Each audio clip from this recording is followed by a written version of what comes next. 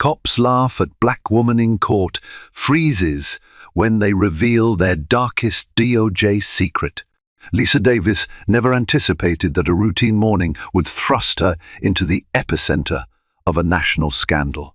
Handcuffed and humiliated by two mocking police officers, she lands in court determined to prove her innocence and fight back. But when the gavel strikes and Lisa stands to testify, the officers brazenly scoff at her pleas until a shattering disclosure from the Point Us Department of Justice turns the entire trial upside down. From malicious secrets to shocking revelations, Lisa's battle becomes more than just her own. It's a stand for justice, truth, and accountability that will topple the very system protecting her tormentors. Lisa Davis woke up to the soft Atlanta sunrise, bathing her apartment in a gentle glow. At 32, she had spent her life in the city, living through its evolution while carving out her own path as a non-profit organizer for an education initiative. She was known among friends and colleagues for her unwavering dedication to improving literacy rates in underserved neighborhoods. On this particular Monday, Lisa had an appointment at the Fulton County Courthouse, but not for any reason you'd expect. Her presence was required as a witness in a small civil case. Her friend Teresa was fighting an unjust eviction, and Lisa had documentation to prove the landlord's duplicity. She had no notion that by day's end she would find herself in the defendant's seat, staring down uniformed officers who sneered at the very idea of her innocence. She navigated the early traffic, the radio news droning about a recent Department of Justice crackdown on police misconduct. Lisa half listened, the stories merging with the daily noise of controversies that rarely felt personal. She parked at a public lot near Pryor Street, grabbed her neatly organized folder of evidence for Teresa's case, and headed toward the courthouse's looming granite facade. As she stepped through the building's metal detector, she smiled at the security guard, Mr. Isaac, who recognized her from community events. "Morning, Lisa. Big day, huh?" she grinned. "Just a small hearing, Mr. Isaac. I'm only here to help a friend out," he returned the smile. "Well, you take care." Lisa walked through the bustling courthouse halls, following the posted signs to courtroom B14. The corridors were crowded with lawyers juggling briefcases, families hovering in nervous clusters, and defendants glancing uneasily at the uniformed deputies standing watch. The air felt thick, a mixture of anxiety and routine tension. She found Teresa's assigned courtroom and slipped inside. The landlord's attorney, an older man with silver hair, was already pacing in front of the judge's bench. Teresa, looking exhausted, offered Lisa a shaky smile as she took a seat beside her friend. They exchanged a few whispered words. Lisa assured Teresa that she had every piece of paperwork in place. The hearing started quietly. Teresa's attorney presented the facts of her client's case, how the landlord had refused to fix structural damages in the apartment, but was now trying to evict Teresa for withholding rent. Lisa was soon called to the stand. She spoke calmly, citing the photos she'd taken of the unrepaired water damage and referencing the countless emails she'd exchanged with city officials.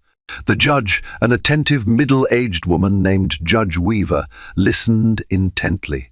Lisa felt a small wave of triumph as she finished her testimony. It was abundantly clear that Teresa's eviction was unwarranted. The judge seemed convinced as well, giving Lisa a curt nod of thanks before dismissing her from the stand. Under normal circumstances, Lisa would have gone about her day with a sense of relief, maybe treat herself to a coffee. But fate had other ideas. Moments after Lisa stepped down, she noticed two uniformed Atlanta police officers entering the courtroom. They were out of place. Nobody recognized them as regular bailiffs or staff. One was tall and broad, his expression unreadable behind reflective sunglasses perched on his bald head. The other was shorter and thick-set, sporting a hard stare that flickered around the room like a predatory hawk. Lisa's instincts pricked.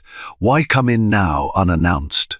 The short officer whispered something to his partner, then pointed at Lisa, her stomach tensed with sudden foreboding. Before Lisa could react, the tall officer strode forward, speaking in a low tone to the clerk. The clerk's eyes darted in Lisa's direction. Within seconds, Lisa found both officers flanking her seat, the tall one gesturing with an authoritative nod. "Miss Lisa Davis?" he asked. Her heart thudded. "Yes, we have a warrant for your arrest.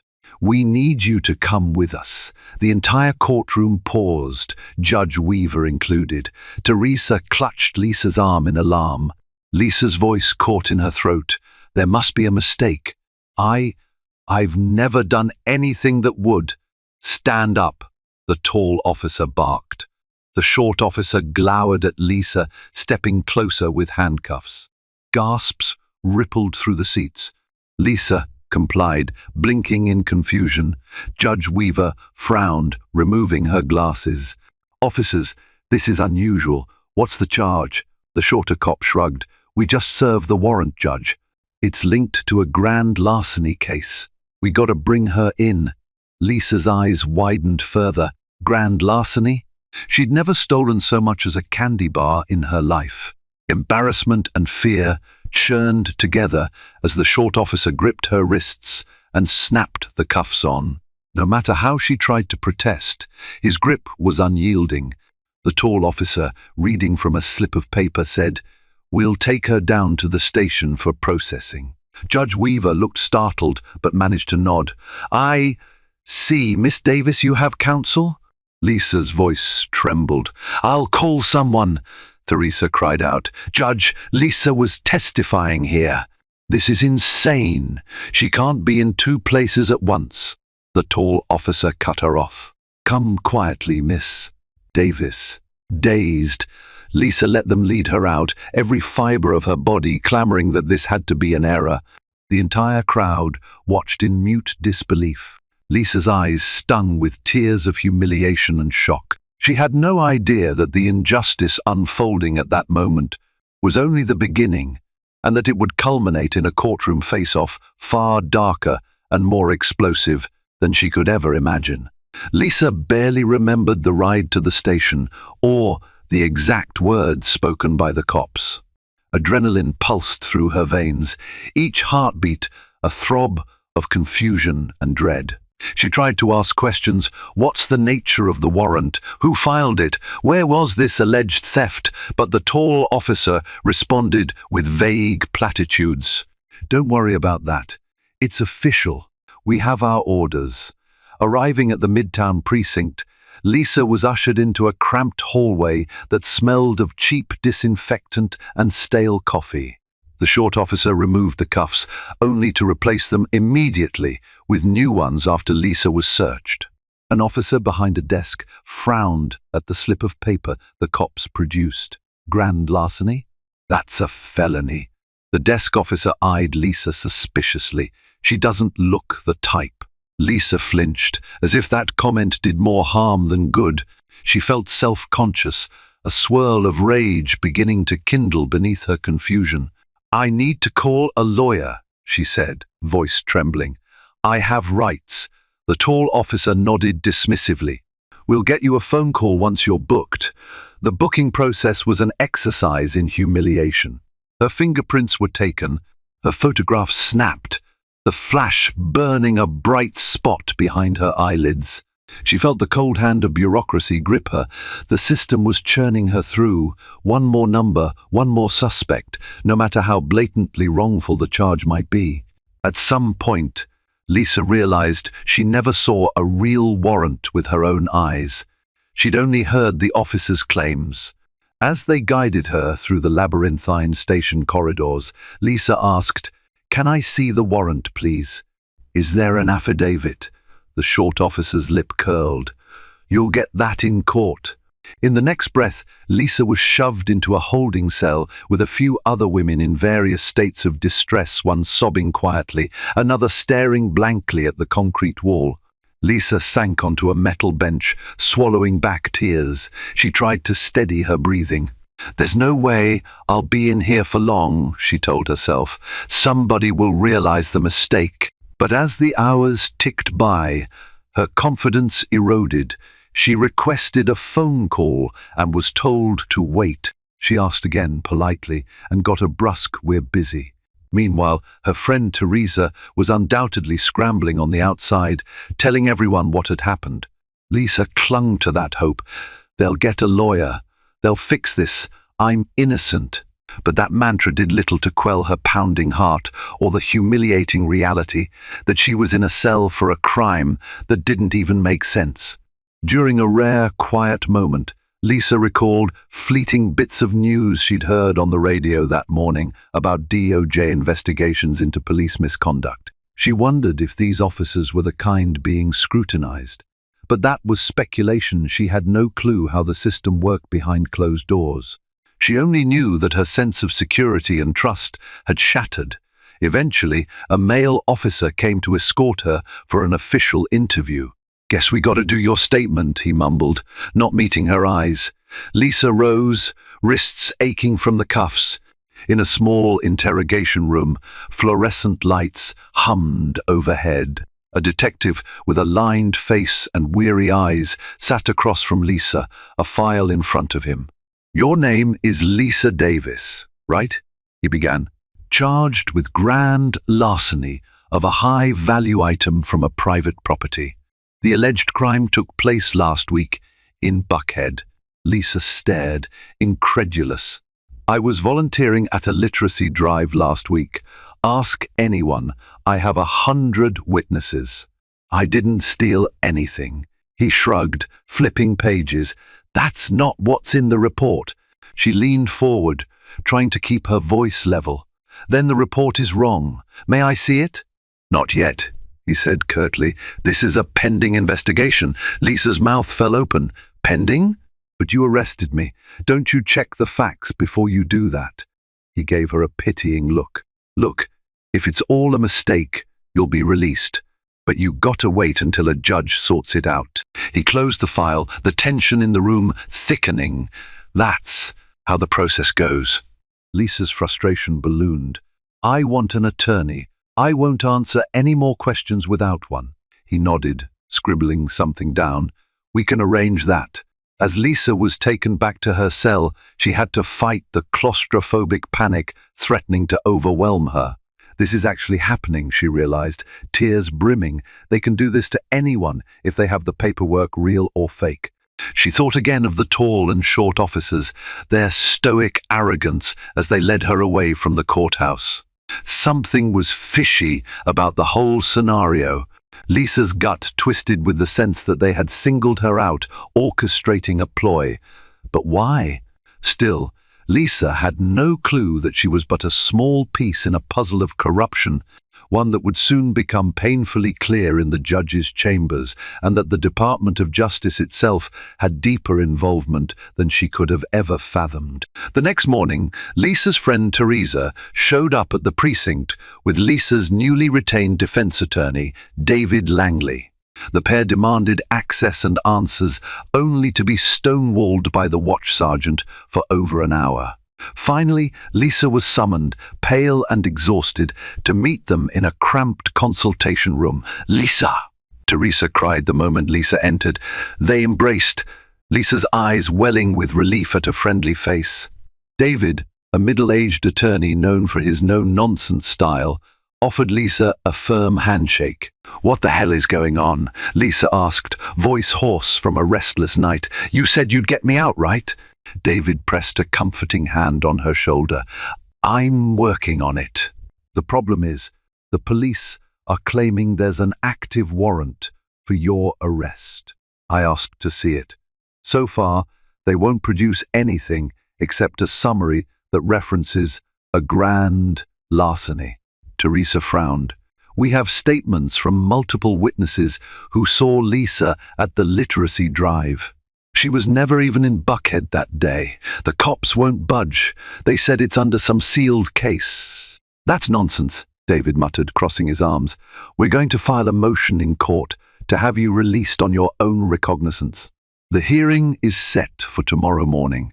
Lisa felt a surge of gratitude. "Thank you. So I'll see the judge tomorrow, and then I can prove how ridiculous this is." "That's the plan," David nodded. "They can't hold you much longer without letting a judge review the probable cause." He paused, lowering his voice. "There's something else. I've been hearing rumors these two officers who arrested you, Officers Riggs and Montoya, have a reputation for going after people under murky pretenses. There's apparently an internal affairs inquiry, and the DOJ has taken interest in the Atlanta PD as part of a broader misconduct investigation. It might be related." Lisa's heart pounded. "You mean they targeted me specifically? But why?" David glanced uneasily at Teresa, then turned back to Lisa. "I can't say for sure, but I've heard talk that certain officers are using fabricated warrants to teach lessons, especially to individuals who speak out, attend protests, or generally stand up for what's right. You're very active in the community, Lisa. It's possible they singled you out." Her stomach twisted. She thought of the literacy program, her community activism. She never imagined any of it would land her in a situation like this. But now, a cold realization washed over her. Maybe my outspokenness put a target on my back. The conversation ended when a guard knocked, signaling Lisa had to return to her cell. Before leaving, Lisa met Teresa's gaze. "Don't worry," Teresa said, tears brimming. "We'll get you out." That night was another sleepless one. Lisa tried to console herself that soon she'd stand before a judge. The evidence, or lack thereof, would prove her innocence. The cops would be forced to produce an actual warrant. Then Lisa could go home and begin the process of clearing her name. Just one more night. But an icy dread warned her that tomorrow's hearing could bring more complications than she bargained for. The next morning, Lisa was escorted from her cell to the Fulton County Courthouse. Wrists and ankles shackled, something she'd only ever seen in TV dramas.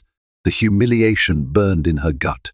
David Langley met her at the courthouse entrance, his face set in a determined scowl. "We're up second on the docket," he told her. "Judge Goldstein is presiding." Inside the assigned courtroom, Lisa was led to the defendant's table. She recognized the tall officer, Riggs, and the short officer, Montoya, sitting together in the first row behind the prosecutor's table. The instant Lisa caught their eyes, she could see the smug satisfaction in their expressions. Montoya leaned over and said something to Riggs, prompting both men to snicker. Lisa's insides boiled. It was as if they relished her plight. The prosecutor, a young woman named Carla Morton, shifted through her files. She barely glanced at Lisa, as if Lisa was just another number in her daily routine. Lisa whispered to David, "Where's the actual warrant? Did you see it yet?" He shook his head. "I haven't. Let's see if Miss Morton produces anything." Judge Goldstein, a stern man with a weathered face, entered. The bailiff called the room to order, and Lisa found herself on her feet, heart hammering. The judge rattled through the preliminary steps, then turned to Carla Morton. "Miss Morton, what is the basis for holding Miss Davis on a grand larceny charge?" Morton rose, clearing her throat. "Your Honor, we have a sealed affidavit indicating Miss Davis was identified as the prime suspect in the theft of a vintage jewelry piece from a private residence in Buckhead, valued at over $25,000. The affidavit was sworn by an anonymous witness who recognized Miss Davis from prior community events." A ripple of disbelief ran through Lisa's mind. An anonymous witness recognized me from community events. Lisa wanted to shout, "That's insane!" But David placed a calming hand on her arm. Judge Goldstein frowned. "Sealed affidavit? Anonymous witness? This is highly unusual for a simple property theft. I'll need to see more specifics." Morton nodded stiffly. "I understand, Your Honor. The matter may involve an ongoing DOJ inquiry, which is why some documents remain sealed." David immediately seized on that. DOJ inquiry? Are we implying Miss Davis is under federal investigation? For what? Morton stiffened. I can't disclose details, but Miss Davis may be tied to a broader conspiracy involving stolen goods. The judge's eyes narrowed. A broader conspiracy? This is quite a leap from a local property theft. What is the probable cause linking Miss Davis to any broader conspiracy? Morton hedged. We, can only present what's in the sealed affidavit. David stepped forward. Then we move for immediate dismissal, or, at minimum, Miss Davis's release on personal recognizance, without producing a shred of tangible evidence beyond a so-called sealed affidavit. The state has no grounds to keep her in custody. Judge Goldstein rubbed his chin. Agreed that probable cause must be established. Miss Morton, can you present anything beyond a statement referencing an anonymous witness? Morton glanced uneasily at Officers Riggs and Montoya. They exchanged a subtle nod. She faced the judge again, expression tight. Your Honor, the Atlanta Police Department states that Miss Davis was recorded by a security camera near the crime scene. She gestured to Riggs and Montoya. Officers can confirm. A hush fell. Lisa's stomach dropped. She'd never set foot in that Buckhead neighborhood at the alleged time. If there truly was a camera, it had to be doctored or a mistaken identity. She turned to the cops, eyes flashing. Montoya's mouth curled into a smirk. Riggs gave a slow, mocking nod. David pressed. Let's see the footage, please. Morton hesitated. It's part of a sealed evidence file. Judge Goldstein tapped his gavel lightly. Miss Morton, the defense is entitled to review key evidence for a probable cause hearing. Unless you can produce it here, in open court, I'm inclined to grant Miss Davis's release. Relief flickered in Lisa. Finally, reason. But that relief was short-lived. Montoya rose from his seat. Your Honor, we just got word from the DOJ that the file is under federal seal. We can't release it publicly without compromising an active inquiry. Miss Davis is considered a person of interest. We are coordinating with the Department of Justice. A stunned silence followed. Lisa felt a chill skitter across her arms. She stared at Montoya in disbelief. Is this entire thing a farce, some twisted scheme? The judge frowned, confusion in his eyes. This is highly irregular. Typically, local grand larceny wouldn't be under federal purview unless there's a multi-state ring or something similar. Riggs piped up, voice smug. Exactly. We suspect Miss Davis was part of a ring targeting wealthy homes in Buckhead, Midtown, and beyond. The feds are paying close attention. A swirl of panic churned in Lisa. She locked eyes with David. This is insane, she hissed under her breath. David's posture tightened. Your Honor, he said, addressing the judge more firmly, this is borderline Kafkaesque. My client has an airtight alibi. She was at a literacy fundraiser with over 30 witnesses. Yet these officers claim there's secret footage, an anonymous witness, and a sealed DOJ file. This so-called evidence is withheld from the court and the defense. We ask for Miss Davis's immediate release. They have zero proof. Morton glanced at Riggs and Montoya, who looked back at her coolly. Judge Goldstein tapped his pen on the bench. Given the contradictory information, I'm inclined to release Miss Davis on bail under the condition she remain in the county until we get clarity from federal authorities. Bail is set at $5,000. Though Lisa was relieved at the prospect of not returning to jail, her mind spun. $5,000 for something that never even happened. Still, it was better than indefinite confinement. David whispered that they could handle the bail quickly. Judge Goldstein gave a parting nod, looking unsettled by the bizarre nature of the case. Lisa exhaled, yearning to leave the building behind. She glimpsed Riggs and Montoya as they rose. The corners of their mouths turned in mocking half-smiles. Then the unthinkable happened. Montoya let out a low laugh. Only a few in the gallery heard it, but Lisa did. He turned to Riggs and muttered with a sneer, "Let's see how she likes it when the big guns come in." Riggs snickered in response. Lisa's fear mixed with anger. She had the unsettling sensation that this fiasco was far from over. The cops seemed to relish the idea of tormenting her, but why? Lisa's life was unremarkable aside from her activism. What was the real motive here? That question would haunt her for days to come, until she faced them again, this time in a hearing that would blow the lid off more than just her case, unveiling a DOJ secret that even the judge wouldn't see coming. Lisa posted bail that afternoon with the help of Teresa and some of her non-profit colleagues. Walking out the courthouse doors, Lisa inhaled the fresh air as though she'd just resurfaced from a drowning. David was by her side, cell phone pressed to his ear. "I've got calls into the US. Attorney's office," he said, once he hung up. "No one knows anything about a sealed file concerning you, Lisa. At least not officially." He shook his head, frustration evident. "This stinks of a set-up."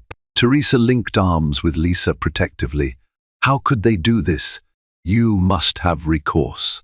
Lisa bit her lip, exhaustion weighing on her. "We have to get actual evidence. If we can prove I wasn't in Buckhead, that should kill the entire case." David nodded. "We'll gather every piece of proof we can, footage from the literacy drive, time-stamped photos, social media posts. Something's going on with these cops. My gut says it's bigger than just you." Lisa suppressed a shudder. She couldn't shake the memory of Montoya's mocking grin. She recalled the radio news about a Department of Justice crackdown in Atlanta. Could it be connected? For the next few days, Lisa dove into collecting evidence of her whereabouts during the time of the alleged theft. The literacy drive had happened at the Pittman Park Recreation Center, co-sponsored by the local library. Teresa had snapped dozens of pictures, tagging Lisa in social media posts that all included location stamps. Lisa meticulously compiled them, along with logs showing she was actively using her debit card at a grocery store that morning, and texts she'd sent. She even got statements from the event coordinator, who recalled Lisa handing out books to kids from 9 a.m. to 2 p.m. far from Buckhead. Meanwhile, David hammered on the prosecutor's door, demanding discovery materials. Every time, the response was the same: "It's sealed, we can't provide it." The repeated references to a DOJ directive felt suspiciously contrived. Lisa's personal research turned up no mention of any ring of burglaries or jewelry thefts in Buckhead matching her name or description. Online, the local news had no record of such a high-profile theft. She was chasing ghosts. The tension only grew when Lisa's non-profit received an anonymous donation in the mail, an envelope stuffed with $5,000 in cash, with no return address. Lisa's eyes widened at the sight of the crisp $100 bills. A short note read, "Drop the fight or face the consequences. We're watching." Lisa's blood ran cold. She immediately handed it over to David, who then contacted the police about the threat. Yet no official follow-up came from the precinct. Lisa suspected the same corrupt officers might be behind it. David suggested hiring a private investigator. A real name, a strange clue. That's when Lisa got a lead from an unexpected place. A longtime friend from her church mentioned that Officer Montoya had a shady past. He'd been mentioned in an Atlanta Journal-Constitution article years ago, linked to a brutality complaint. The name of the journalist covering the story was Bill Rankin, a well-known reporter on legal affairs. Lisa reached out, hoping he might have some insider knowledge. By a stroke of luck, Bill Rankin still had some old files and sources. They met discreetly in a coffee shop near Piedmont Park. Lisa explained her predicament. Rankin, adjusting his glasses, listened intently. "Montoya was on my radar a while back," he said, flipping through an old notebook. "But the case never went anywhere. He's rumored to have connections with certain superiors who protected him from disciplinary action. There was talk of tampering with official records too, though it was never proven. A chill crawled up Lisa's spine, so he might be forging evidence or warrants. Rankin nodded gravely. Wouldn't be the first time. If Montoya's forging documents or using a judge's stolen stamp, that's a serious crime. And if Riggs is in on it too, you're dealing with at least 2 dirty cops. The question is, why you? Lisa sighed. All I do is run a non-profit, unless they see me as an easy scapegoat or they think I'll roll over. She paused. But I won't. I can't. Rankin offered a sympathetic smile. I'll poke around, but be careful. Leaving the coffee shop, Lisa felt a spark of determination amid her fear. If Montoya had a history of corruption, she'd find it. If they had used a sham affidavit or roped in a complicit prosecutor, Lisa would shine a spotlight on them. Yet, in the back of her mind, she sensed there was a bigger puzzle piece she was missing, a reason why they brandished the name of the DOJ so freely. Could it be more than just forging local warrants? What Lisa didn't yet know was that she was about to find out during the upcoming hearing that David secured, where the cops would inadvertently reveal the monstrous secret they were desperately trying to hide. 2 weeks later, Lisa's scheduled hearing arrived. She entered the Fulton County Courthouse, flanked by David and Teresa, armed with a meticulously organized binder of exculpatory evidence. David also carried a motion to compel the prosecutor to disclose the alleged sealed evidence. Word had spread about Lisa's predicament in activist circles, so a modest throng of supporters gathered outside the courthouse, holding signs like #FreeLisa and Stop Police Corruption. Inside the courtroom, Lisa's heart thrummed. She scanned the gallery for Riggs and Montoya. Sure enough, they were there, perched on a bench behind the prosecution table, wearing smug expressions. Carla Morton was present as well, shuffling her notes. The atmosphere felt charged, as if everyone sensed something big was about to unfold. Judge Goldstein, looking more stern than before, took the bench. He wasted no time. Counsel, where do we stand with the discovery issues and Miss Davis's alleged sealed evidence? Carla Morton rose, her voice betraying a hint of uncertainty. Your Honor, I've requested clearance from the Department of Justice to release some materials, but we haven't received official approval. The case remains sealed under a federal order. David stepped forward. Your Honor, this is preposterous. We have overwhelming proof that Miss Davis was nowhere near the alleged crime scene. We have time-stamped photos, witness statements, phone records. There is no probable cause. If the state cannot produce a single piece of contrary evidence, we move for dismissal. Judge Goldstein glanced at Morton. I'm inclined to agree. Miss Morton, do you have any direct evidence? Or can you produce any document from the DOJ confirming Miss Davis as a suspect in a federal probe? Morton shifted awkwardly, avoiding the judge's gaze. We have testimony from Officers Riggs and Montoya that Miss Davis was identified in a confidential file. However, Judge Goldstein cut in. Bring them forward. Riggs and Montoya rose and swaggered to the witness stand. Montoya was first. After being sworn in, David Cross examined him vigorously. Officer Montoya, did you personally see Lisa Davis on any security footage from Buckhead? Montoya's gaze flicked to Lisa, a glint of malice in his eyes. Yes. The footage was shown to me by a federal liaison working with us. Miss Davis was clearly visible near the front door of the property. She wore a dark jacket, hood up, but I recognized her face. David's voice tightened. And who is this federal liaison? Montoya shrugged. Classified. He works out of the local FBI field office, I believe. Lies. Lisa could practically feel them crawling across the room. David pressed, was there any official letter, email, or file from the FBI or the US attorney for the Northern District of Georgia that named Miss Davis as a suspect? We can't show it. It's sealed, Montoya repeated, a smirk tugging at the corner of his lips. Judge Goldstein interjected. Officer, do you realize I can require an in-camera review of these so-called sealed documents? I'm a judicial officer. Federal seal or not, I'm entitled to confirm whether it's relevant and properly sealed. Have you or Miss Morton requested such a review? Morton tried to respond, but Montoya beat her to it. I was told the DOJ's official stance is that the file remains sealed even to local judges. Goldstein's eyebrows shot up. That's not standard procedure. He turned to Carla Morton. Morton, have you actually corresponded with the DOJ? She turned red. All communications are through the PD's liaison, Your Honor. I haven't spoken directly with any federal prosecutors. David seized the moment. We have reason to believe no such official DOJ inquiry exists.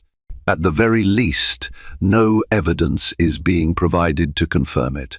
This is a sham. Riggs, who had been waiting, stepped to the microphone. Your Honor, we stand by our statements. We also have reason to believe Miss Davis is connected to extremist groups under federal watch. If you dismiss this case, you might be interfering with a national security operation. A hush fell. Lisa's mind reeled. Extremist groups? She was a community volunteer who organized kids' reading programs, not a saboteur. Judge Goldstein rubbed his temples. Officer Riggs, you understand the severity of that claim, correct? If Miss Davis is indeed under a national security investigation, the Point Youth Attorney's Office would have filed the relevant paperwork. They have not. I have a direct line to the federal courthouse. Has anyone from the federal side contacted me? No. This is extremely irregular. Riggs's jaw clenched. A flicker of uncertainty crossed his face. Montoya stared at him, a silent exchange passing between them. Lisa sensed the tension. Something was about to unravel. Suddenly, the doors at the back of the courtroom swung open. Two men in dark suits strode in, escorted by a uniformed bailiff who looked frazzled. The first man flashed a badge. Your Honor, I'm Special Agent Russell from the FBI's Internal Investigations Division. We need to speak. All eyes turned. The tension soared. Lisa's heart thundered. The FBI? Now? Judge Goldstein stiffened. Agent Russell, this is unexpected. We're in the middle of a hearing. What is the meaning of this? Russell glanced at Lisa, then at Riggs and Montoya. We have reason to believe false claims have been made regarding a DOJ or FBI seal on evidence. My partner and I are here to clarify that no such sealed case exists against Miss Davis. In fact, Officers Riggs and Montoya are the subjects of an ongoing federal investigation for forging warrants and misusing Department of Justice credentials. A collective gasp swept the courtroom. Lisa's eyes darted to Montoya, whose face had gone sheet white. Riggs balled his fists. Carla Morton looked dumbfounded, flipping through her papers in panic. The judge leaned forward, voice taut with incredulity. You're telling me this entire claim of Miss Davis being under investigation was a fabrication by these two officers? Russell nodded grimly. Yes, Your Honor. We've been building a case for months. We had no idea Miss Davis had become their latest target until we saw the court docket referencing a DOJ sealed file. We came here immediately. Montoya, panic flooding his features, sputtered, "This is a misunderstanding. The DOJ file." Russell cut him off. "Shut it, Montoya. We have records of you forging departmental letterhead, referencing a non-existent federal operation. You used it to scare multiple individuals, and apparently you targeted Miss Davis for some personal grudge or advantage. That ends now. Judge Goldstein's gavel slammed. Order! Officer Montoya, Officer Riggs, step away from the witness stand. Morton looked as though she wanted to vanish. Your Honor, I had no idea. They told me. The judge silenced her with a piercing glare. We'll sort out prosecutorial misconduct separately, Miss Morton. Then, turning to Lisa with a softened expression, Miss Davis, you are free to go. This case is dismissed with prejudice. My apologies on behalf of the court system. Lisa's emotions swirled relief, anger, disbelief. She stood there trembling. David placed a steadying hand on her shoulder. Judge Goldstein sighed heavily. Agent Russell, I trust you'll be taking these officers into custody for questioning. Russell nodded. Yes, Your Honor. We have an arrest warrant for them on multiple counts, including forging judicial documents, conspiracy, and obstruction of justice. Montoya's face twisted in fury as another FBI agent stepped forward to cuff him. Riggs tried to protest, but Russell brandished official documents. Don't even try it, the agent warned. They were led away, the entire courtroom stunned into silence. Lisa glanced at Montoya as he passed, a flicker of rage burning in his eyes. But behind that rage, Lisa saw fear. The same laughter that once haunted her was gone. Now there was only dread. Hard karma had arrived for Riggs and Montoya, catalyzed by their own arrogance. For Lisa, it felt like deliverance, yet she sensed the reverberations of this moment would continue, uncovering more hidden layers of wrongdoing in the system. The biggest secret?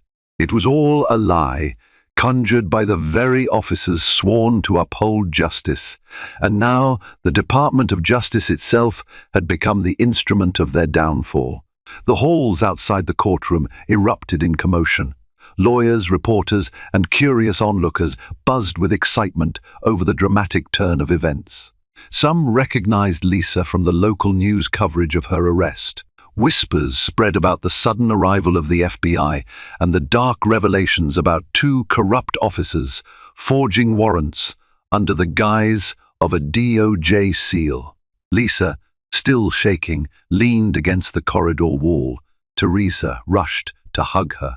I can't believe it, Teresa whispered, voice thick with emotion. You're free, Lisa. They admitted it was all a con. David joined them, looking just as stunned. I've been practicing law for decades, but that's a first feds bursting in to declare the entire case a fraud in open court. Lisa closed her eyes, letting relief wash over her. I feel numb, grateful but numb. It's so surreal. She recalled Montoya's smug grin, replaced by a look of panic in handcuffs. He's the one behind bars now. The irony was almost overwhelming. Even as Lisa and her friends prepared to leave the courthouse, they noticed a small group of plainclothes individuals, additional FBI agents, presumably hurriedly speaking with Judge Goldstein in a side conference room. David was approached by Agent Russell, who asked if Lisa would be willing to give an official statement about her ordeal to aid the federal investigation. Lisa agreed without hesitation. If her story could help ensure no one else suffered from corrupt cops, she'd do it. In the parking lot, Lisa's supporters embraced her. A local news crew had set up shop, cameras rolling as Lisa emerged. She was tempted to keep walking, overwhelmed by the desire for peace and anonymity. But she also recognized the moment's significance. Speaking out might bring attention to a broader pattern of abuse. A young reporter approached timidly. Miss Davis, we'd love a quick statement about what happened in court. Can you comment on the FBI's revelation? Lisa exchanged a look with David. He gave her a slight nod. Taking a steadying breath, Lisa faced the camera. What happened today is a reminder that abuse of power can happen anywhere, even behind the badges of those sworn to protect us. I'm relieved the truth came out, and I hope this leads to real accountability for Officers Montoya and Riggs, and for any others like them. I'm just grateful to be free." She paused, voice wavering. "But I know many people don't get a last-minute rescue from the FBI. We need broader reforms to ensure no one's falsely charged like this again." The reporter nodded solemnly, ending the interview with Lisa's heartfelt statement. Teresa squeezed Lisa's hand in silent solidarity. With the immediate crisis behind her, Lisa tried to steady her breath. She wanted nothing more than to go home, hug her parents, and reclaim the pieces of her normal life. But deep inside, she suspected her battle for justice had only begun. For a few days, Lisa tried to return to normalcy, catching up on the nonprofit's business, sorting through neglected chores, and decompressing from the nightmare. Yet the news cycle was relentless, swirling with updates about Montoya and Riggs. Local headlines read, "Corrupt officers used fake DOJ warrant scheme," and the story spread nationally. People of all backgrounds expressed shock and outrage at how easily two cops fabricated federal documents to terrorize innocent citizens.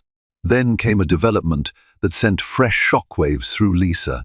A New York Times investigative article dropped a bombshell. Montoya and Riggs were apparently part of a secret network of officers in multiple states who leveraged the specter of federal authority to bully or extort people, often those active in community or civil rights efforts.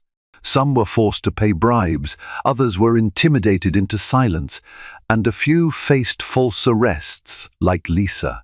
The expose cited evidence that a rogue unit within the Department of Justice had turned a blind eye, at least initially, due to internal corruption tied to high-level officials in the past administration.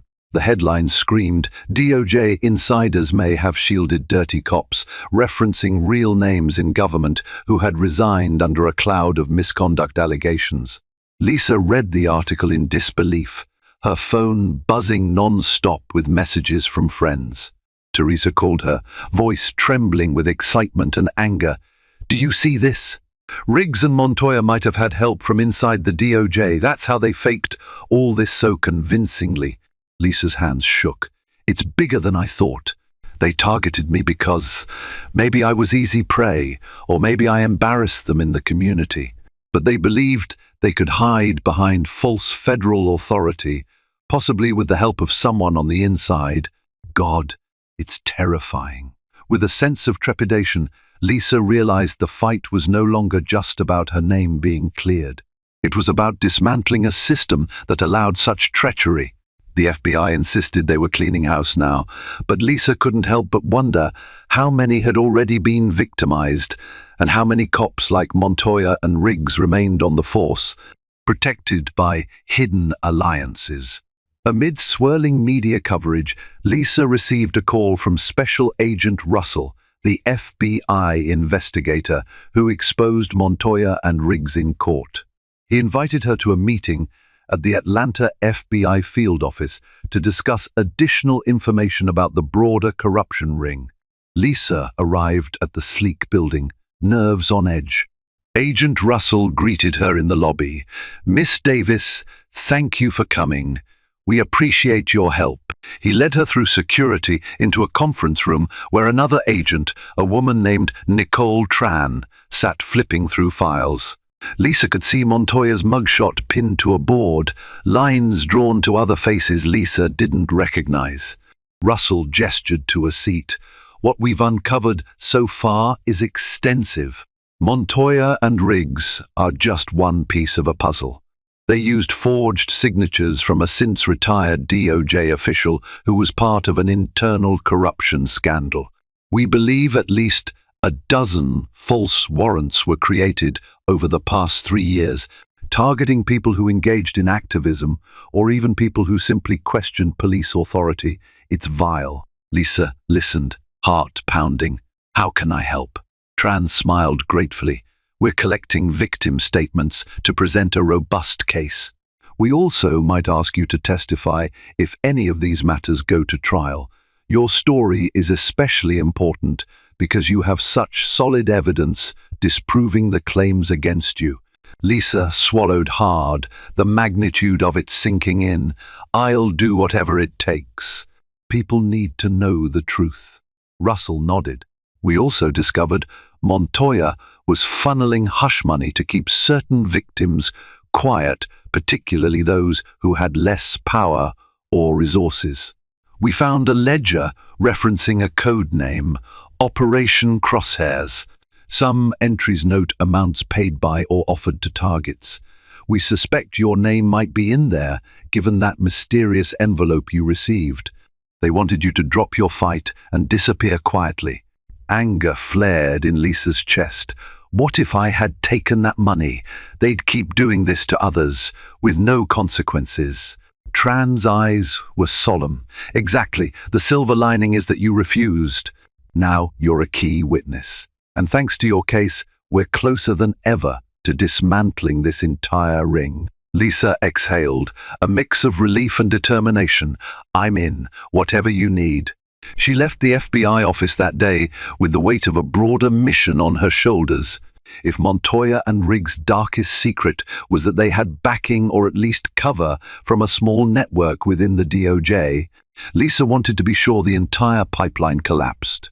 She felt a renewed sense of purpose, a path from victim to advocate, shining a light into the darkest corners of law enforcement corruption. A few weeks passed, and Montoya and Riggs faced federal charges.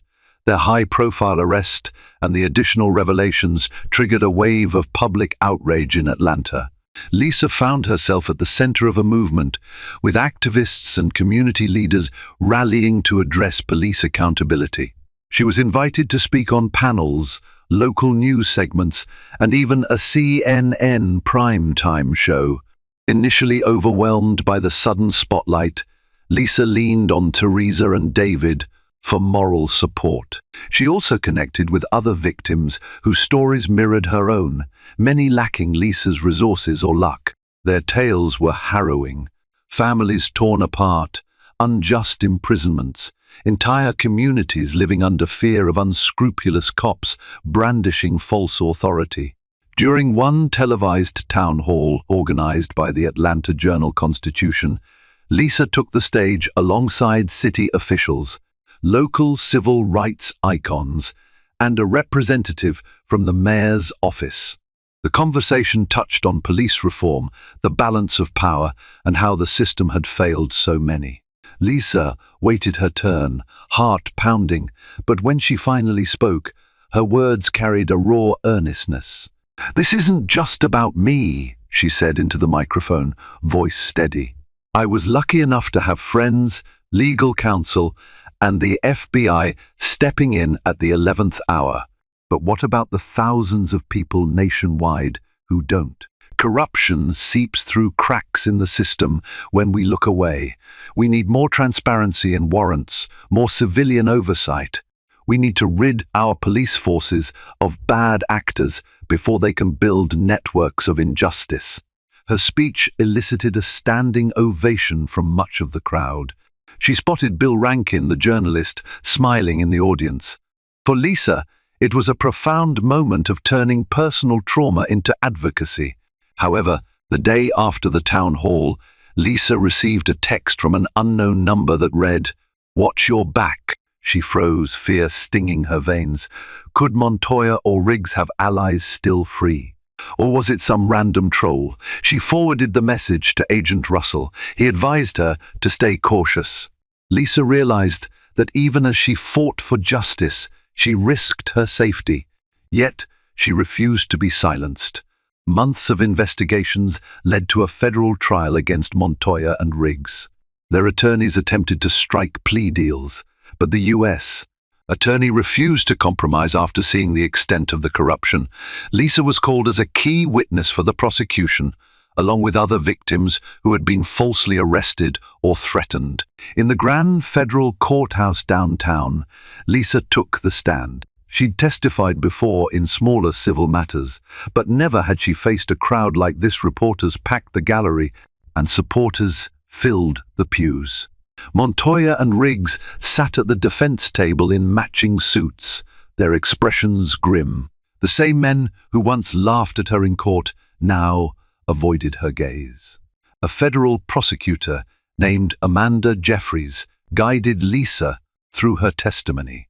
Lisa recounted how she was arrested under false pretenses, the sealed affidavit fiasco, the subsequent reveal by the FBI, and the hush money attempt. Each detail painted a picture of a calculated operation to use fear, racism, and official power to subjugate innocent targets.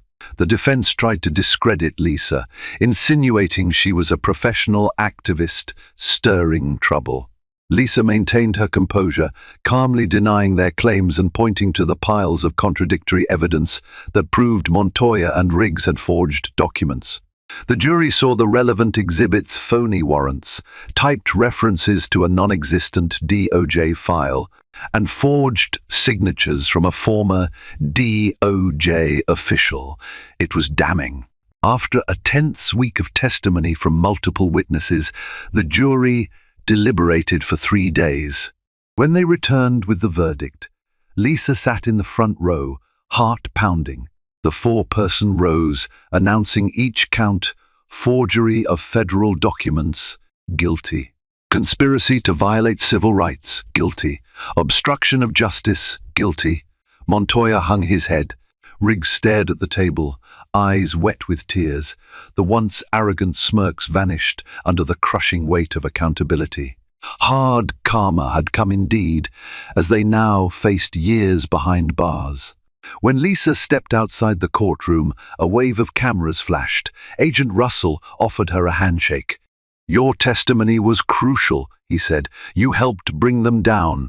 Lisa nodded, tears of relief sliding down her cheeks.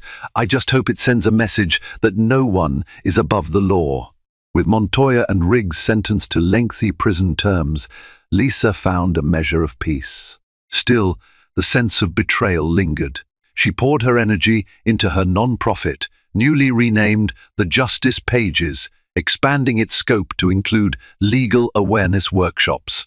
Lisa collaborated with local attorneys, advocacy groups like the ACLU, and journalists to teach communities about their rights, how warrants work, and the importance of documenting police encounters. The final vestiges of the darkest DOJ secret continued to unravel.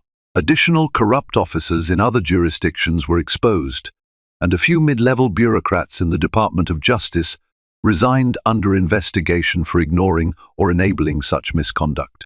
Nationwide, Lisa's case became a symbol for the power of collective effort when the FBI, honest legal professionals, the press, and an outspoken victim all align. The truth can topple even the most insidious conspiracies.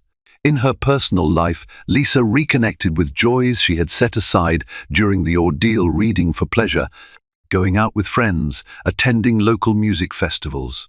People often recognized her now, some thanking her for taking a stand, others sharing stories of their own encounters with police overreach.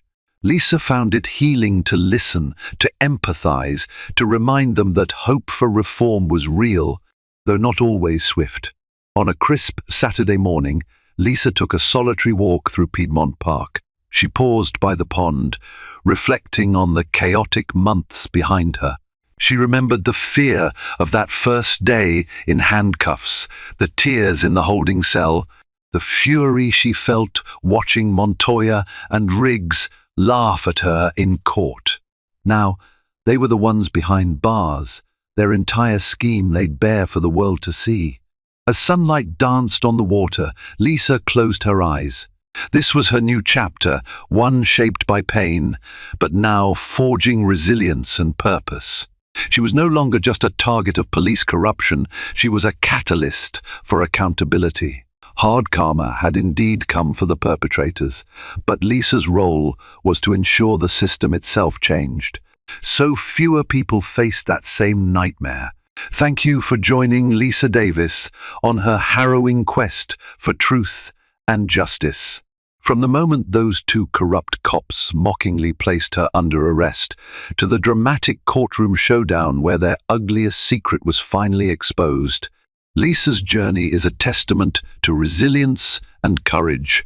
It shows that even when the system appears stacked against you, vigilance, unity, and a refusal to remain silent can spark real change. If her story resonates with you, help amplify its message. Like this video to show your support, share it across your social media to spread awareness, and subscribe to our channel for more powerful narratives that shine a spotlight on courage in the face of corruption. Together, we can fuel conversations that hold power to account and ensure that justice prevails even when the odds seem impossible. Thank you for watching, and remember, your voice matters.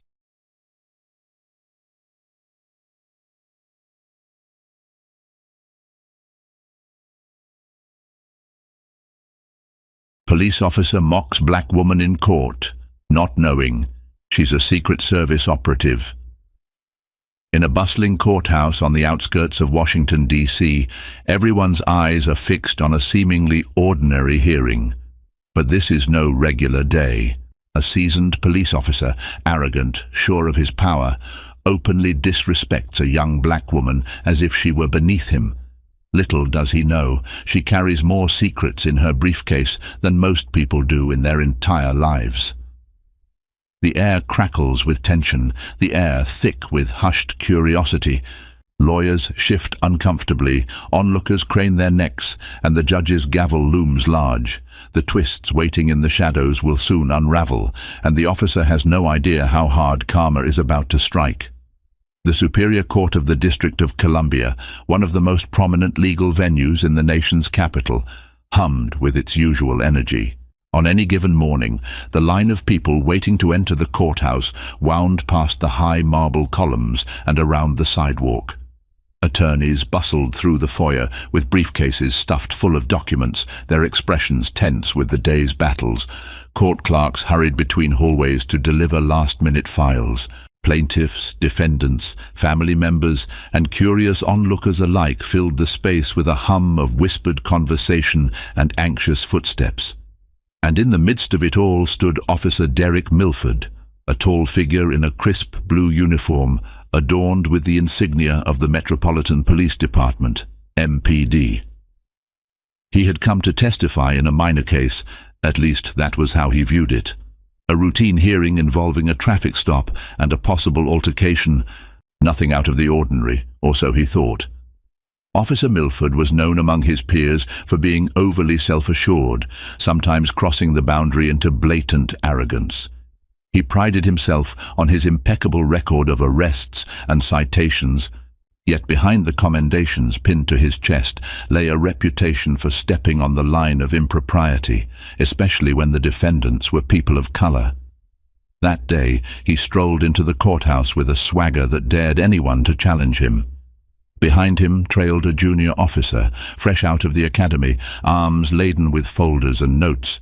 Officer Milford barked orders at this rookie, paying no mind to the fact that everyone within earshot could hear the sharpness in his tone. He had a way of drawing attention whether he wanted it or not, and today he seemed in the mood for an audience. The hearing was scheduled in Courtroom 5A, presided over by Judge Linda Monroe, a no-nonsense woman whose gavel was as stern as her moral compass. She was known for her dedication to fairness. Many a seasoned attorney had faced a tough day in her courtroom if they attempted any cheap tricks. Most believed that if you came into Judge Monroe's domain, you'd better be ready with facts, logic, and respect. 10 minutes before the hearing commenced, Officer Milford sat at one of the benches inside the courtroom, flipping casually through his notes. He cast a bored gaze over the others present, the attorneys, the legal interns, a handful of spectators. His eyes landed on a black woman who looked to be in her late 20s, sitting quietly, dressed in a sleek black suit.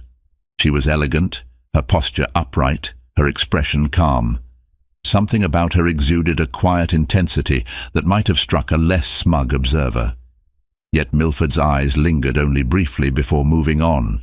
barely acknowledging her presence. He turned his attention back to the thick file in his hands, mentally preparing for his testimony. The case involved a traffic stop he'd performed 2 months ago in southeast D.C. on a man named Jordan Robertson. Robertson had allegedly run a red light. Milford claimed the driver resisted arrest, leading to a scuffle. But the defendant's attorney had introduced evidence suggesting excessive force, citing bruises and a forcibly removed license plate. Milford found the challenge laughable. He had done things by the book, or at least in a manner he deemed justified. As the minutes ticked away, a quiet tension filled the air. People usually filed in for such routine hearings with mild interest, but something about this day felt different. It was as if the air was thick with unspoken secrets that had yet to reveal themselves. Even the judge's clerk, an otherwise composed young man, seemed antsy as he arranged the day's docket on the judge's bench. When Judge Monroe finally took her seat, she surveyed the room with measured authority. She announced the start of the proceedings, her voice echoing off the wooden panels. "Let's begin with the case of the District of Columbia versus Jordan Robertson. Officer Milford, please take the stand."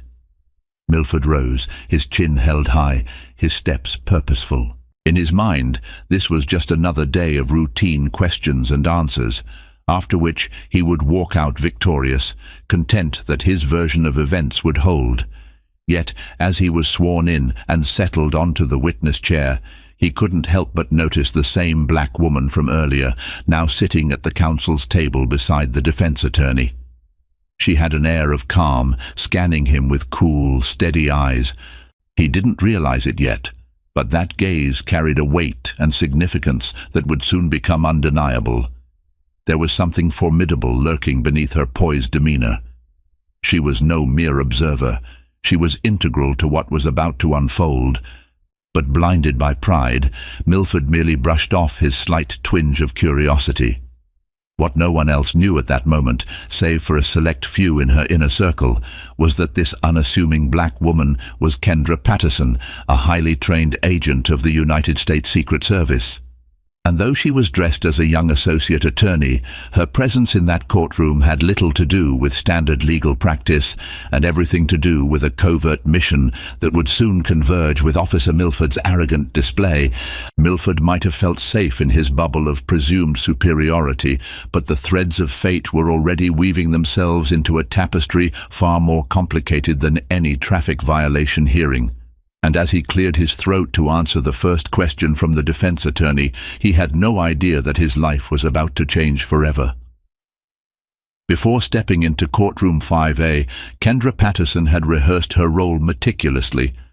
She hadn't become part of the Secret Service by accident.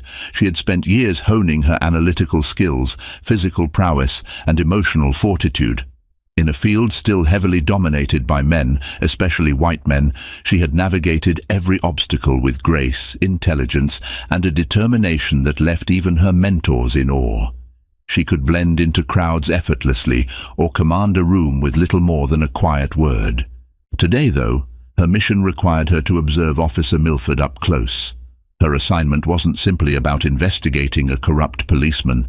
The reach of her operation extended to a suspected smuggling and money laundering ring within certain corners of law enforcement. High-level criminals had found ways to exploit their connections with certain officers in the city, officers who abused their badge for personal gain. Over the past few months, Kendra had been operating under deep cover, carefully amassing details on individuals who might be part of a dirty pipeline funneling illicit goods through the city. It was a delicate balance. Her job demanded she remain inconspicuous while also extracting vital information. She had attended various traffic court hearings and minor trials, disguised as a junior associate for a respected law firm on K Street. She'd quietly gleaned intel about certain officers who showed patterns of questionable conduct, forging a web of data to see who might be involved in larger, more dangerous conspiracies.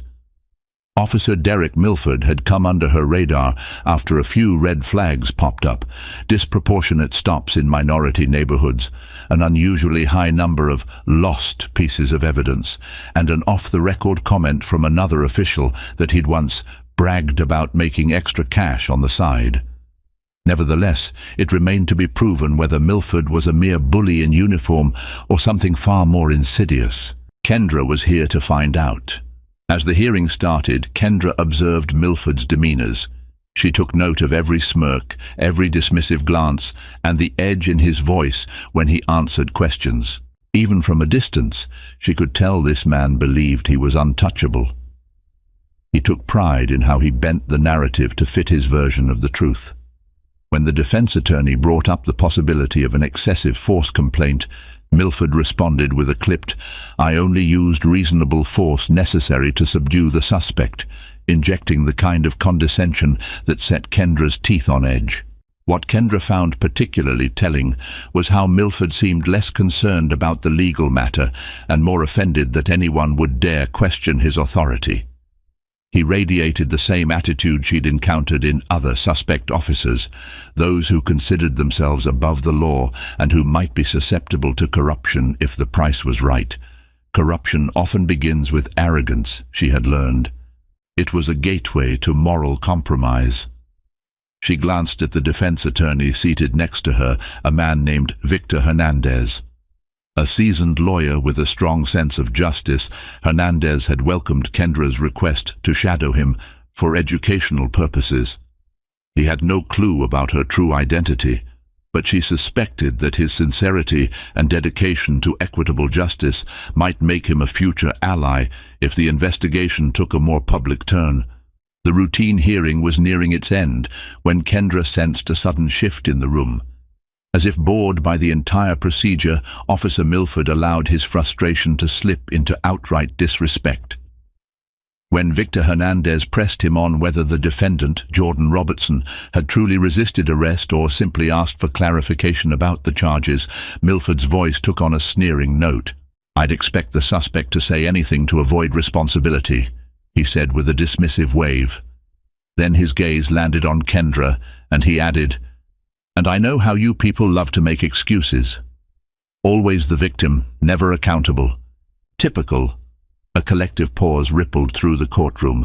No one missed the implication of "you people." A mild flush crept over Judge Monroe's cheeks. She fixed Milford with a glare that could slice steel. Meanwhile, Kendra felt a slow, burning anger flare in her chest. It wasn't the first time she'd heard such loaded language, but something about Milford's easy gall, his brazen confidence in his own untouchability, made her blood run hot.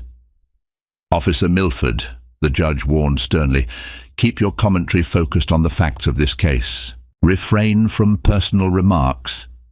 Milford shrugged, still wearing that arrogant smirk. He looked around the room, evidently relishing the shock value of his words. Some of the spectators shifted uncomfortably in their seats. Victor Hernandez stood still, silent for a moment, measuring the impact of Milford's words. Kendra kept her expression neutral, reminding herself she had to stay in character. She was here as an associate, not an agent. She couldn't break cover by retaliating, but inside a fire had been lit. This was no longer just about a suspicious officer. It had become personal, yet she reminded herself to keep composure. Personal emotions could cloud judgment, but they could also be harnessed as fuel. It occurred to her in that moment that if Milford believed he could get away with such blatant disrespect in open court, he might also believe he could operate under the radar in other ways, possibly the bigger crime she was investigating. She had to continue to observe. The question remained whether his arrogance was linked to deeper criminal activities. When Judge Monroe delivered her concluding statements, she made it clear that any suggestion of bigotry wouldn't be tolerated in her courtroom. Nonetheless, she had to proceed with the case's structure and permitted further testimonies from both sides. The hearing ended that afternoon on a murky note, with the judge stating she would announce her decision on whether the excessive force claim was valid in the coming weeks. Officer Milford rose from the stand, wearing his uniform like a shield, and left the courtroom without a hint of remorse. Kendra watched him depart, a swirl of conflicting emotions in her chest. She knew she would have to follow him discreetly and gather more insight. If there was more to uncover, she was determined to find it. Little did Officer Milford realize that, in mocking Kendra so brazenly, he had effectively opened the door for her, and the entire weight of the United States Secret Service, to look into every corner of his life. His days of impunity were numbered. He just didn't know it yet. Later that evening, Kendra Patterson slipped into a modest sedan she'd rented under an alias. She removed the black pumps she wore in the courtroom, swapping them for more comfortable shoes. Then she took off her suit jacket, revealing a bulletproof vest hidden beneath. She tapped the earpiece hidden in her purse and murmured a soft greeting. "Control, this is Agent Patterson, ID 273 Bravo. Any new intel on our friend?" A crackle and then a reply came through. "Afternoon, Agent. Nothing unusual at his precinct." He filed his testimony, then clocked out. "He's currently at a bar called the Red Anchor near Anacostia. We have a local asset tailing him from a distance." Kendra started the car. "Copy that. I'll be heading over to the Red Anchor." She paused, her mind still replaying Milford's condescending remarks in court. "Keep me updated." "Yes, ma'am." Pulling away from the courthouse parking lot, Kendra navigated the city with practiced ease. She drove past well-lit monuments and turned off onto quieter avenues. The shift from the grandeur of central D.C. to the neighborhoods of Anacostia was stark. Boarded-up windows, cracked sidewalks, and the occasional flash of blue police lights told the story of a community often neglected. The Red Anchor was tucked away in a nondescript corner, its neon sign flickering ominously. The bar's windows were covered with metal bars that had probably been installed after a few break-ins.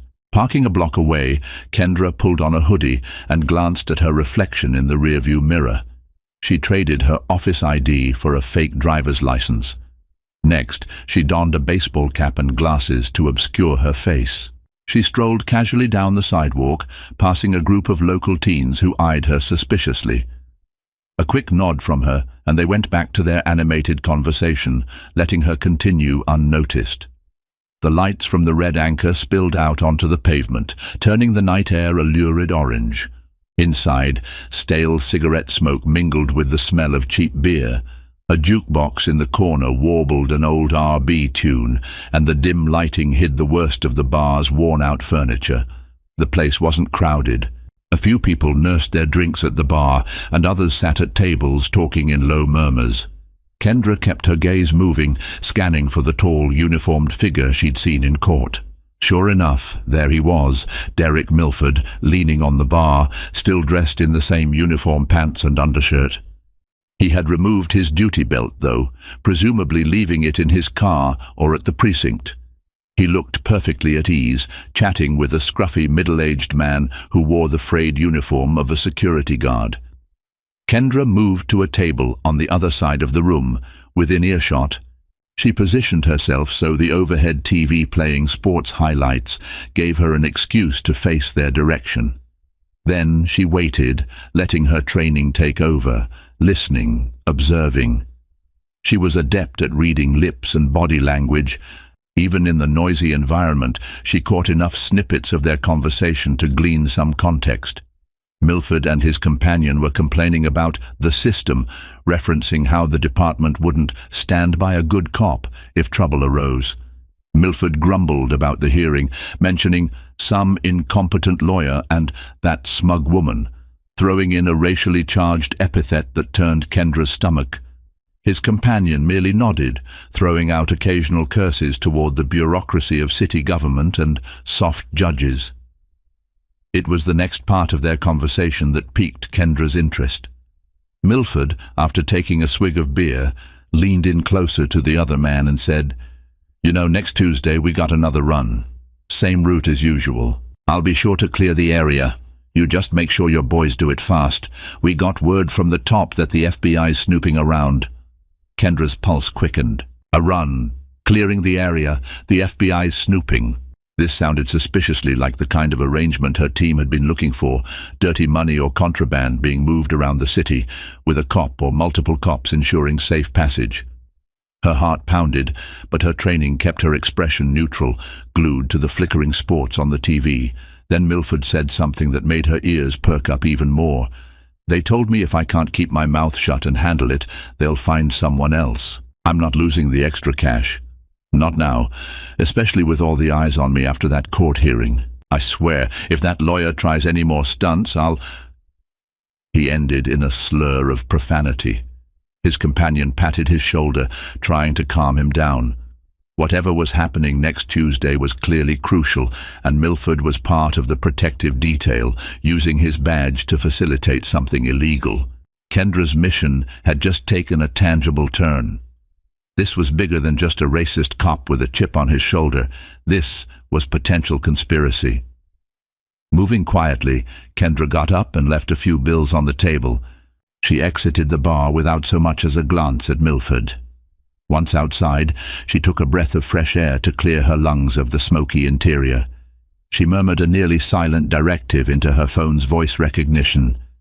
Noted. Illegal run next Tuesday. Possibly contraband. Officer involved, Derek Milford. As she walked back to her car, she wondered whether she'd have enough time to assemble a small team to intervene. The Secret Service typically focused on financial crimes, counterfeiting, and protection details for high-level officials, but in recent years they had expanded their scope. Criminal enterprises involving money laundering and corrupt officials often crossed their desk, especially if it threatened national security or involved forging currency. Milford's operation could be part of a much broader ring. Kendra needed more details: timing, locations, additional accomplices. She also needed to ensure her cover remained intact. If Milford discovered she was more than a random smug woman in a courtroom, he might vanish or lie low before they could gather enough evidence. If he had powerful allies, the situation could get deadly for her and anyone who helped her. But she also felt a sense of resolve. So many times she'd seen cops like Milford lord their power over innocent people, especially communities of color. Too many times they walked free. She thought of Jordan Robertson, the man in the hearing, and the countless others who faced that arrogance on the streets every day. Yes, this mission was professional, but it was also deeply personal. She would bring this man to justice. She slid into the driver's seat, locked the doors, and placed a call to her supervisor, Special Agent in Charge, Mary Colton, at the Secret Service's Financial Crimes Division. Colton had been the one to assign her to this undercover operation. "We have movement," Kendra said succinctly. "I'm forwarding you the details now. We need a plan." Though Colton was known for her stoicism, Kendra heard the underlying excitement in her voice. "Understood. Proceed with caution, Agent Patterson." A wave of anticipation coursed through Kendra as she ended the call. Her lines of inquiry were converging. The next stage of the operation would be far more dangerous, but she was ready. She started the car, merging into the sparse DC traffic under the neon glow of streetlights. As the Red Anchor's sign faded into the distance, she vowed that Derek Milford's mocking laughter would soon turn into regret. The following morning, Kendra returned to her cover job at the law firm's office on K Street. She was, to all outward appearances, an eager junior associate. She greeted the receptionist, answered mundane emails, and fetched coffee for senior partners when asked. The firm specialized in corporate litigation and occasionally dabbled in criminal defense, which gave her a plausible reason to attend local court hearings. Her real job began as soon as she settled in at her desk. Typing quickly but discreetly, she contacted a small sub-team from the Secret Service that had been assigned to her infiltration. They coordinated by secure channels, ensuring that no digital footprints would expose her. The plan was to gather more solid evidence about the run Milford had mentioned. Without evidence, they couldn't risk a sting operation that might blow up in their faces. After forwarding the details to her supervisors, Kendra turned to the tasks piling up on her cover desk. She had to maintain appearances, drafting memos, analyzing contract clauses, and corresponding with clients. Despite her rapidly beating heart and the tension thrumming in her veins, she kept her facade calm and professional. Midway through the morning, Victor Hernandez, the defense attorney from Jordan Robertson's case, appeared at her desk. He carried a stack of files and wore a polite but curious expression. "Kendra, got a moment?" he asked. She adjusted her glasses. "Sure, Mr. Hernandez. What can I help you with?" He placed the files on her desk and leaned in, lowering his voice. "I wanted to talk about yesterday's hearing. You seemed particularly engaged. Not that I mind, but you looked, let's just say, more interested than most junior associates typically do." A flicker of worry passed through Kendra's mind. She had to be careful with how much she revealed. "It was my first time seeing a police officer use that tone in open court," she said, keeping her voice measured. "And, well, it hit a nerve. My father always taught me about fighting for justice. That level of disrespect, it just reminded me of what's wrong in the system." Hernandez studied her for a moment, then nodded. "I understand. I've been dealing with officers like Milford for a while. That's partly why I do what I do. I want to make sure people like Jordan Robertson get a fair shake." Kendra gave him a faint smile, letting him see just enough sincerity to satisfy his curiosity. "I'm glad. I'm learning a lot from you, Mr. Hernandez." He seemed mollified. "I've noticed your diligence and empathy in these cases. Keep it up. With attorneys like you coming up, there might be hope for the justice system yet."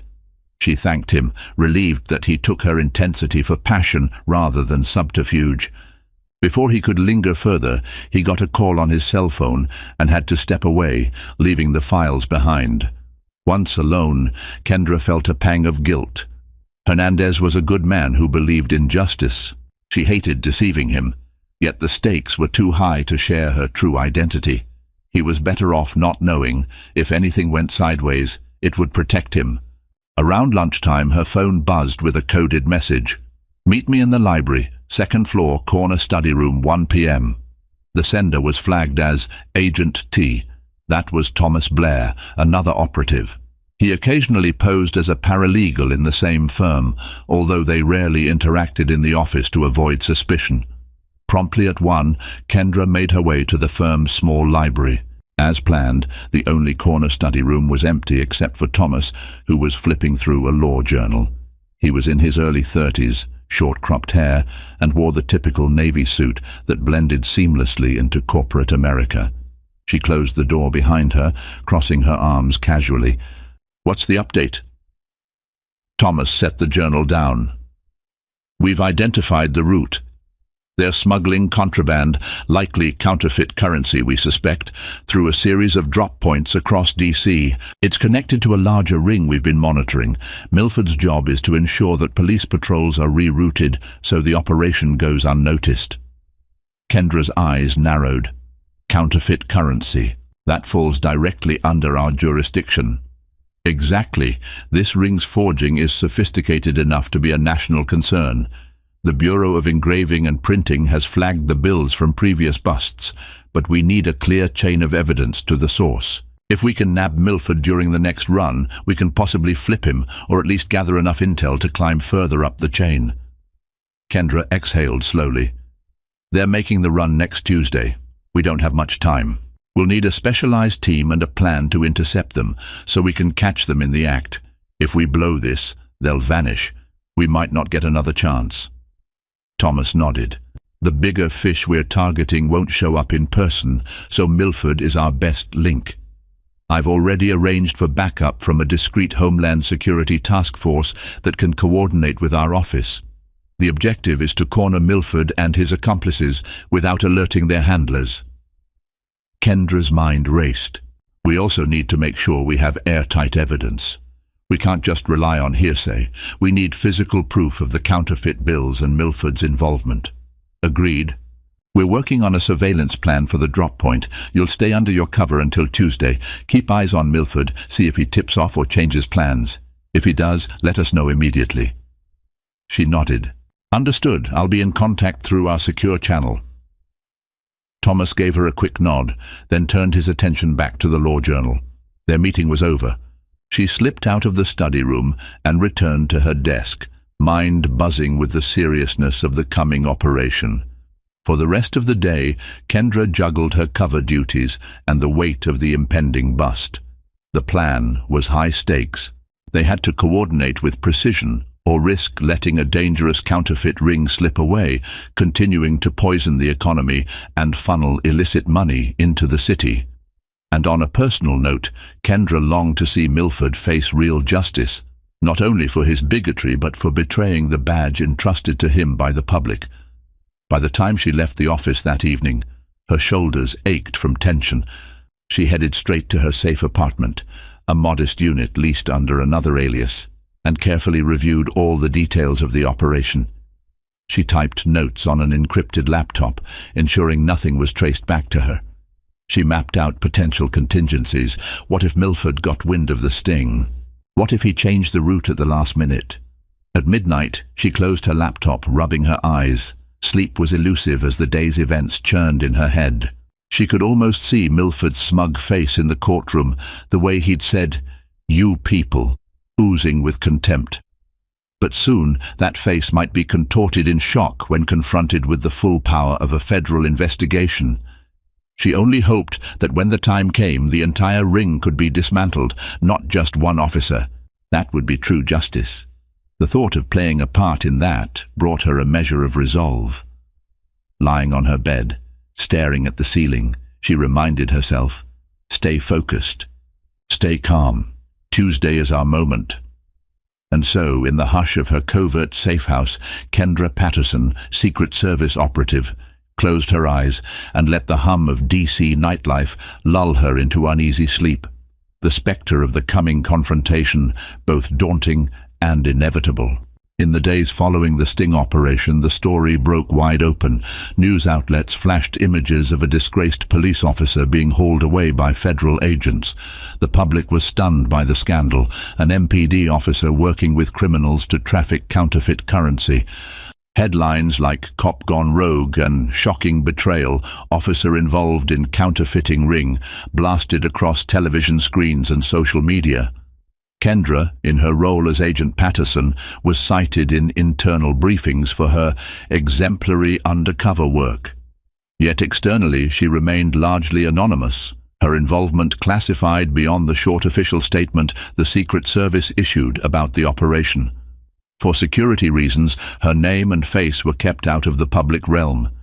She continued to live her double life, albeit with the knowledge that her cover within the law firm was likely drawing to a close.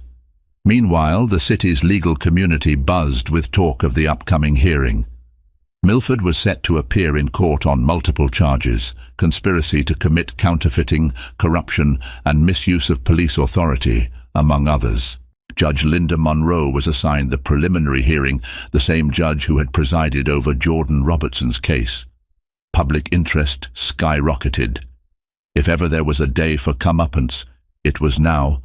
Kendra received a summons to testify at the hearing in her official capacity as a Secret Service agent. The day of the hearing, she walked into the courthouse in a crisp black suit, her badge displayed openly. This time, she didn't wait in line like before. She flashed her credentials, breezed through security, and made her way to courtroom 5A, the same room where Milford had insulted her only weeks earlier. The space was packed. Journalists filled one row, along with concerned citizens. Prosecutors sat at their table, meticulously reviewing evidence. In the spectators' gallery, various activists and community members who had complained about Milford in the past sat with watchful, anxious eyes. Jordan Robertson himself was there, though he kept a low profile. Kendra spotted Victor Hernandez as well, scanning the crowd, likely seeking justice for his wronged client. Then came the moment. The bailiff announced Milford's name, and the ex-officer was led into the courtroom in handcuffs, wearing an orange jumpsuit, his once proud posture deflated. Kendra watched him approach the defense table, a uniformed marshal on each side. He appeared haggard, his eyes rimmed with sleepless shadows. The arrogance he once paraded seemed to have drained away, replaced by anger, fear, and a grim acceptance. When proceedings began, the prosecutor laid out the charges in crisp, methodical detail. Evidence was presented: photographs of the stash of counterfeit bills, testimony from the Homeland Security agents who had assisted in the sting, as well as the audio and video recordings capturing Milford's role. Kendra's heart beat steadily. Every piece of evidence was a nail in his coffin. She was called to the stand. As she placed her hand on the Bible, she was struck by the irony of the setting. Only weeks ago, Milford had testified here with that smirk on his face, belittling "you people." Now he sat in the defendant's chair while she took the oath. The prosecutor asked her to state her name and occupation for the record. "I'm Special Agent Kendra Patterson of the United States Secret Service," she replied, her voice echoing in the stillness. Murmurs rippled through the gallery. If some recognized her from the earlier hearing, they now saw her in a completely different light. She calmly recounted her investigation, detailing how she had observed Milford's conduct in various court cases, how red flags in his behavior led to deeper scrutiny, and finally, how the sting operation on Tuesday confirmed his involvement. She narrated each step, from the bar conversation she overheard at the Red Anchor to the final confrontation at the loading dock. The tension in the courtroom was palpable, each word punctuated by the silent shock of spectators. Finally, Judge Monroe looked directly at Milford. "Officer Milford, or rather Mr. Milford," she corrected herself. "Do you have any statement regarding the testimony given today?" Milford rose slowly, his expression bleak. He had a public defender now, having been dismissed from the police force and unable to afford high-profile counsel. His lawyer whispered caution into his ear, but Milford's fists clenched. Glaring at Kendra, he spat, "This is a setup. She tricked me. She's just trying to bring down a good cop. It's all lies." His attorney paled, probably wishing Milford would remain silent, but he couldn't hold back his fury. "I did what I had to do to survive," Milford continued, voice trembling with rage.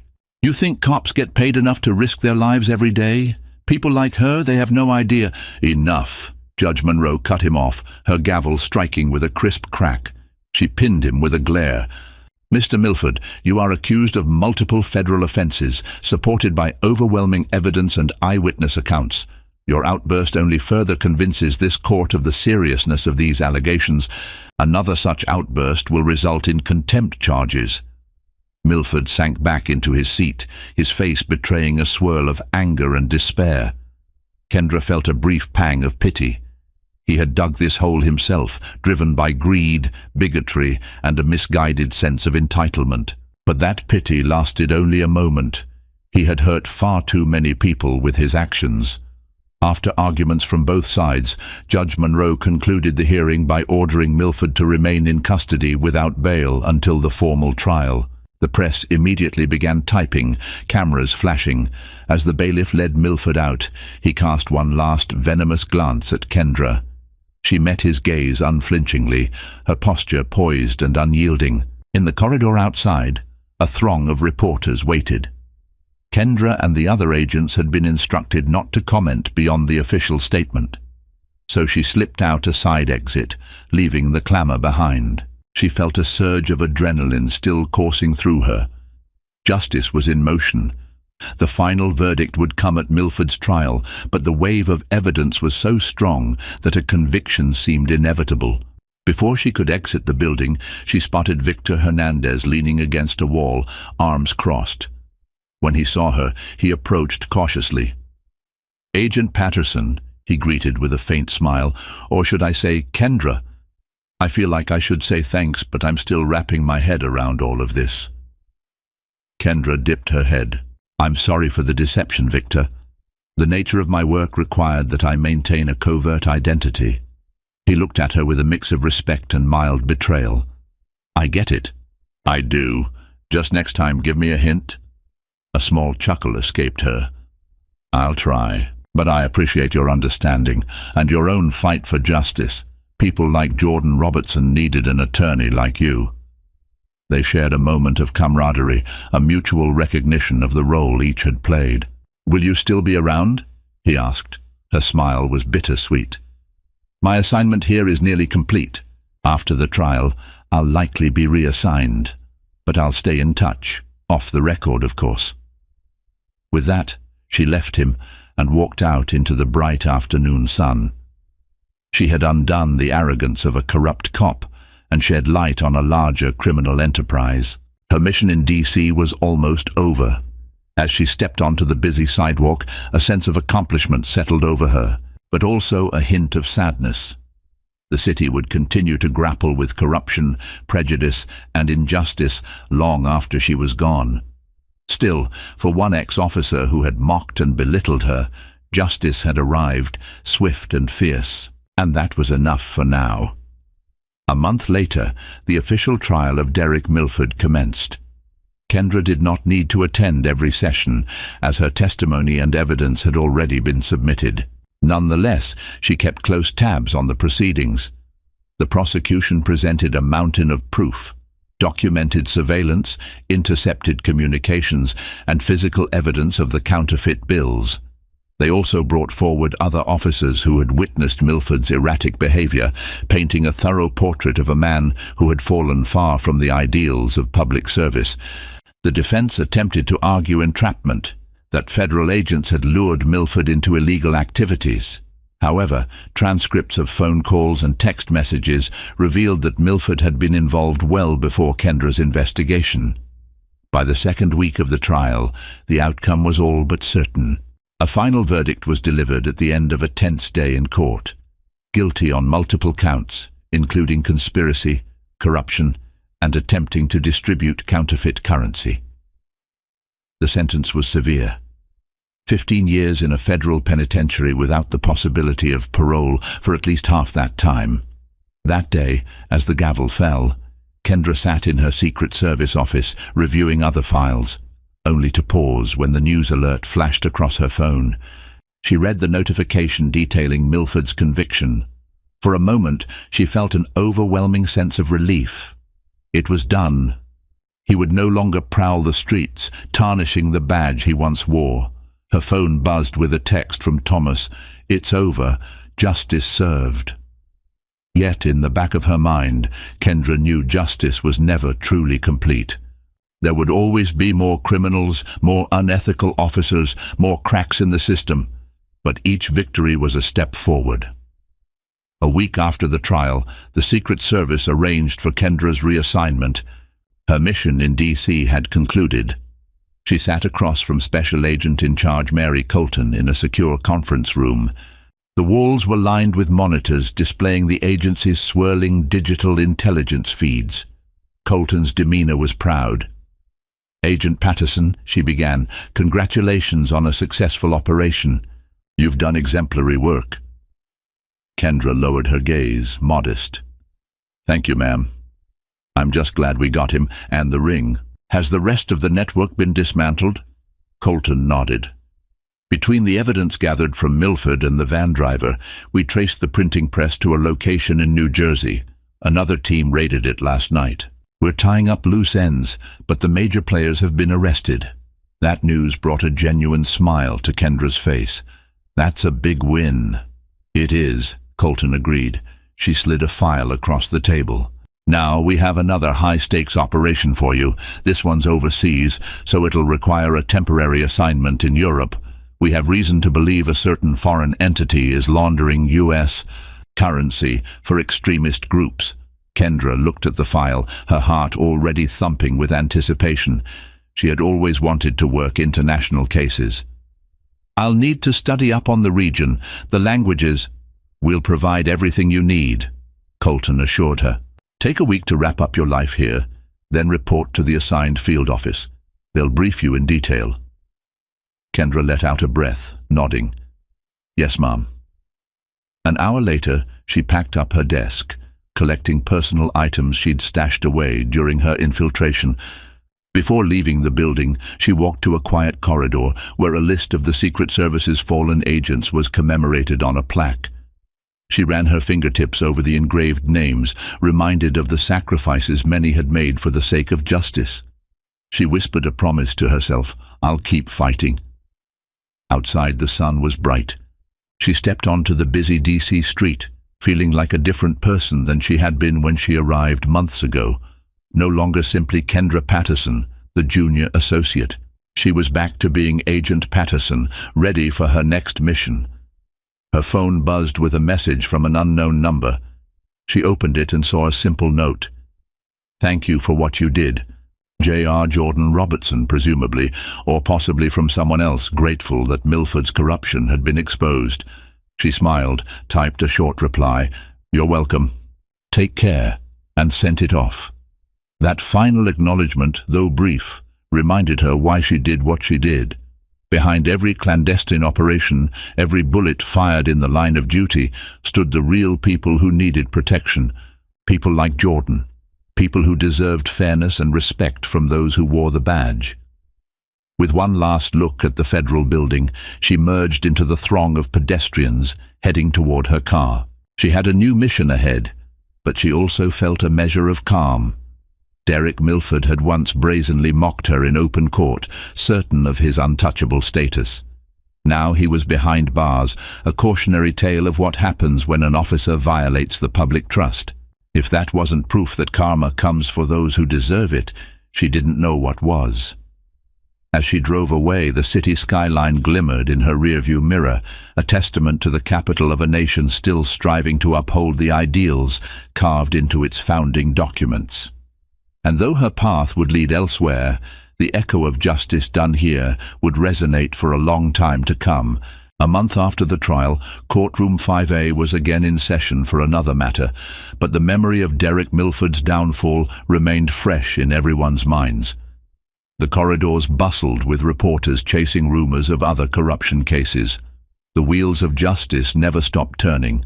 Judge Linda Monroe presided over a new docket of cases, her firm hand guiding each proceeding. She believed that the public, including law enforcement, must never forget what had happened. So she let it be known that she expected all officers in her jurisdiction to maintain the highest standard, and she began carefully scrutinizing any misconduct case that landed on her desk. The message was clear. If another Milford existed, the court would handle them decisively. Meanwhile, Jordan Robertson, once a defendant who faced the weight of Milford's false accusations, found a sense of redemption. With Victor Hernandez's help, the charges against him were dropped. The city awarded Jordan a small settlement in acknowledgement of the harm he suffered. It wasn't enough to erase the trauma, but it was a step toward recognition that the system had wronged him. He used the money to start a community outreach program in Southeast DC, aiming to support young people in navigating encounters with law enforcement and to inspire them toward higher education, activism, or any constructive path. Victor Hernandez, for his part, became a small-time celebrity in legal circles. He was interviewed on local radio about police accountability and the importance of lawyers who genuinely stand up for marginalized defendants. He credited the extraordinary witness who came forward for helping expose Milford's corruption. Though he never mentioned Kendra Patterson by name, mostly because she vanished from the firm soon after, he felt an unspoken gratitude toward her. He sometimes wondered where she was, hoping she was safe, wherever her real duties took her. At the Metropolitan Police Department, the fallout was substantial.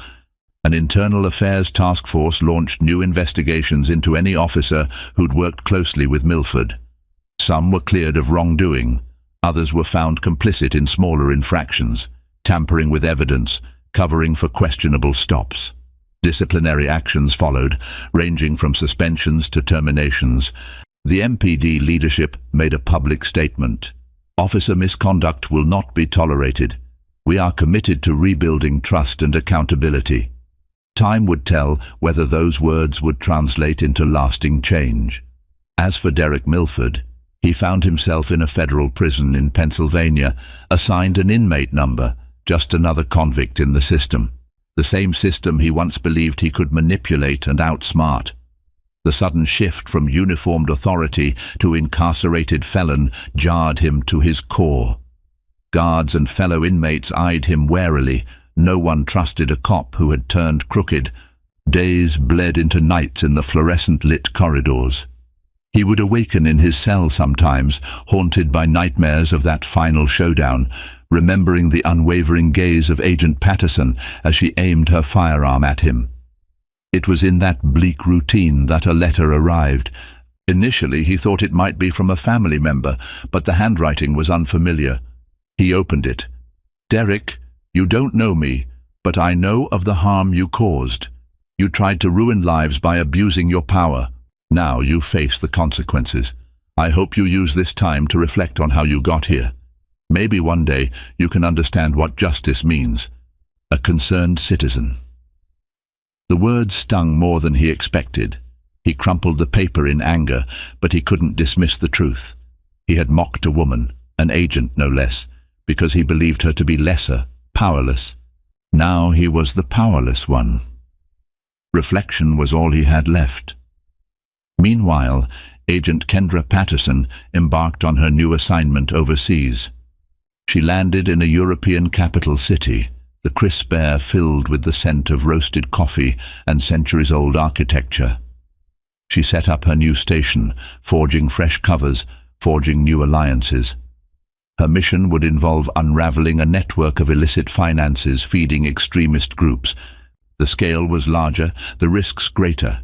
In quiet moments, her thoughts drifted back to D.C.